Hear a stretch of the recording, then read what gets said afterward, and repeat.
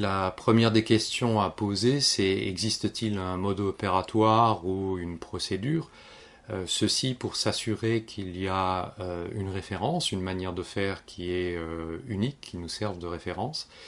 Si la réponse est positive, eh bien à ce moment-là, la question subsidiaire, c'est y a-t-il un temps alloué qui est affecté à un changement de série? Et si oui, quelle est la performance actuelle par rapport à ces temps standards? Et on va donc s'intéresser aux écarts par rapport à ces temps alloués. Donc s'il n'existe pas de mode opératoire de procédure, ça pose un problème puisque comment peut-on déterminer, comment peut-on mesurer par rapport à une manière de faire qui va varier selon les individus, selon les équipes? Eh bien dans ce cas-là, il faut fixer une manière de faire comme étant la méthode de référence. Idéalement, on va fixer la meilleure des méthodes ou la meilleure des pratiques qui a démontré les meilleures performances, mais ce n'est pas obligatoire. En fait, ce qui nous intéresse, c'est de fixer une méthode, une manière de faire, et que tout le monde s'y conforme pour que l'on puisse ensuite mesurer les performances.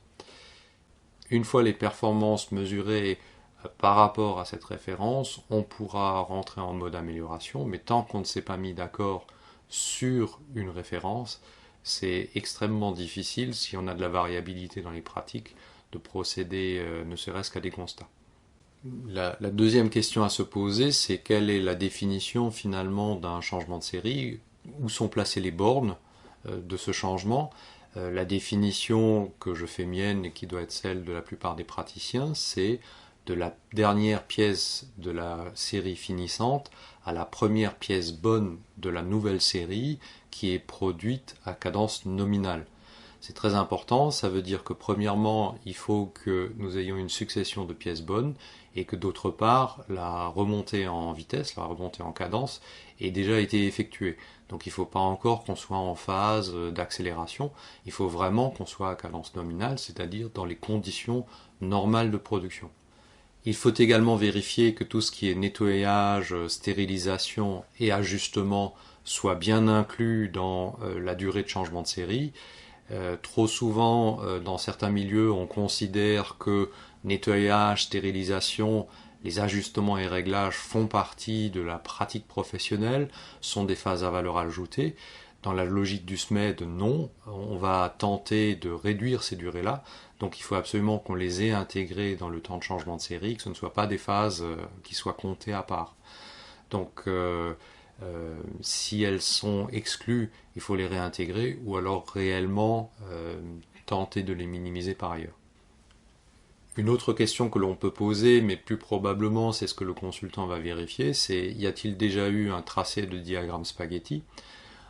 Ça c'est intéressant pour vérifier quel est le degré de dispersion qui est lié aux différents déplacements. C'est également une indication précieuse sur l'état d'impréparation qui est préalable à un changement de série. Plus vous avez de dispersion, plus vous avez de déplacements nécessaires, et moins probablement l'organisation a été pensée de manière à minimiser le temps de changement. Donc le diagramme spaghetti, s'il existe, c'est intéressant d'en prendre connaissance. S'il n'existe pas, c'est intéressant de les tracer à chaque changement, au moins les premiers, pour avoir une indication sur ces différents éléments. Une dernière question que l'on peut poser avec peu de probabilité d'avoir la réponse de la part des personnes concernées, mais c'est également une indication intéressante, c'est combien d'outils différents faut-il pour procéder à un changement? Il est peu probable que les personnels concernés se soient posé la question, parce que ça suppose déjà avoir réfléchi à une certaine standardisation ou à une minimisation de la durée des changements.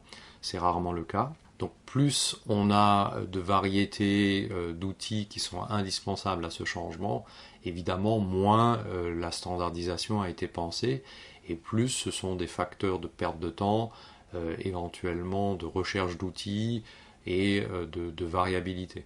Donc ça c'est une indication précieuse et c'est quelque chose aussi qui dans la phase donc, de déploiement SMED, on va tenter de standardiser les différents outils nécessaires. Eh bien écoutez avec plaisir.